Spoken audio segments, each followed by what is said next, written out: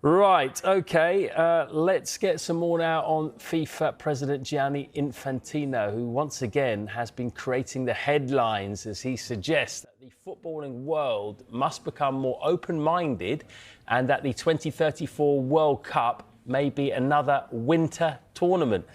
Our chief correspondent, I'll give you a proper title, Kaveh Solokul, has been looking at his comments in more detail this afternoon. Back again in the studio, can't get enough of it today.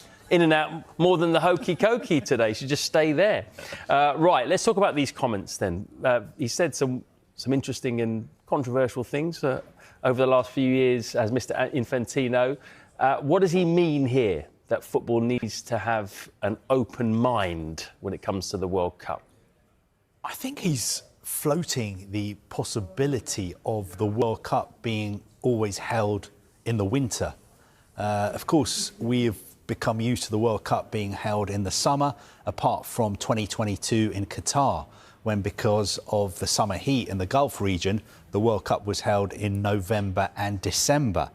Now, everybody knows that the World Cup in 2034 is also being held in Saudi Arabia. People know how hot it is in Saudi Arabia in the summer. So that tournament is also likely to be in November, December 2034, or maybe even in January 2035. But the background to Infantino's comments is the fact that the international match calendar, which governs when all leagues and competitions and international tournaments are held, that has been agreed until 2030. But negotiations are underway about what the international match calendar will look like after 2030. And it looks like Gianni Infantino is just floating the idea of perhaps it would be best to have World Cups in the winter, and that would free up June for more club tournaments. Club tournaments, for instance, like the Club World Cup, which FIFA has just launched. His exact words were, maybe there are ways we can optimise the calendar. We're discussing it. We have to have an open mind.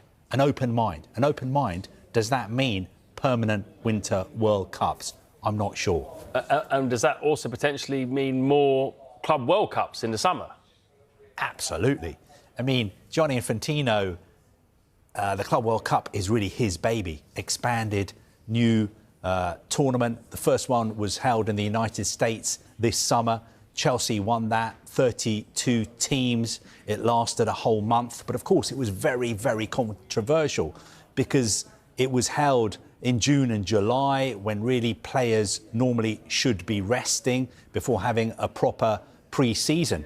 But today, Gianni Infantino has basically been saying the sky is the limit for the Club World Cup. He said the Champions League, when it was launched, generated revenue of £35 million. It now generates revenue of £3.5 billion a season.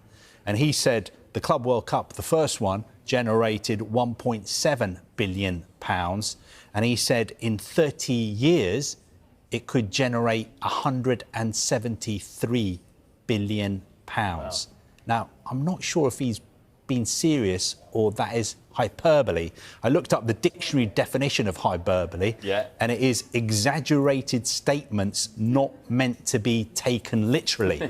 So I'm not sure if he wants us to take that literally, but what the FIFA president is saying is that the Club World Cup, he believes, in 30 years' time, could generate as much as £173 billion. And his evidence for that is by saying the first Club World Cup this summer, he believes, was a huge success. He says more than 2.5 million fans attended games. He said there was an average attendance of around 40,000 per game. There was $1 billion prize pot. And for instance, Chelsea, who won the tournament, ended up making around £90 million.